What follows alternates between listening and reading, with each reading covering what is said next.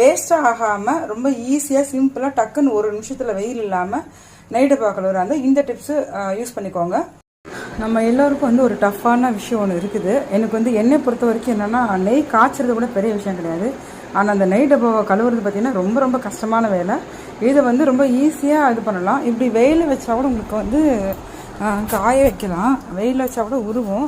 ஆனால் ஒவ்வொரு தடையும் இப்படி ரொட்டேட் பண்ணி வைக்கணும். ஒவ்வொரு நேரம் பார்த்திங்கன்னா காத்துச்சுன்னா இந்த உள்ள உருவினதாக கீழே சிந்திடும்.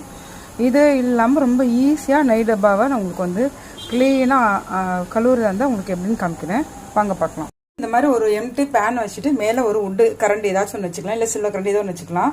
வச்சுட்டு இதை வந்து நீங்கள் பார்த்து பத்திரமா வைக்கணும். இது பிளாஸ்டிக்கு. இப்போ பாருங்கள், நீங்கள் நல்லா அடுப்பை ஸ்பீடாக வச்சுட்டீங்கன்னா நீங்கள் 2 நிமிஷத்துக்கு எல்லாம் க்ளீனாக அப்படியே ஃபுல்லாக அப்சர்வே வந்துடும் பாருங்கள். அவ்வளோ க்ளீனாகிடும். நம்ம கையில் தேய்ச்சிக்கிறனா கூட உங்களுக்கு அந்த அளவுக்கு ஆகாது. இங்கே பாருங்கள், உருகி வருது தெரியுமா உங்களுக்கு?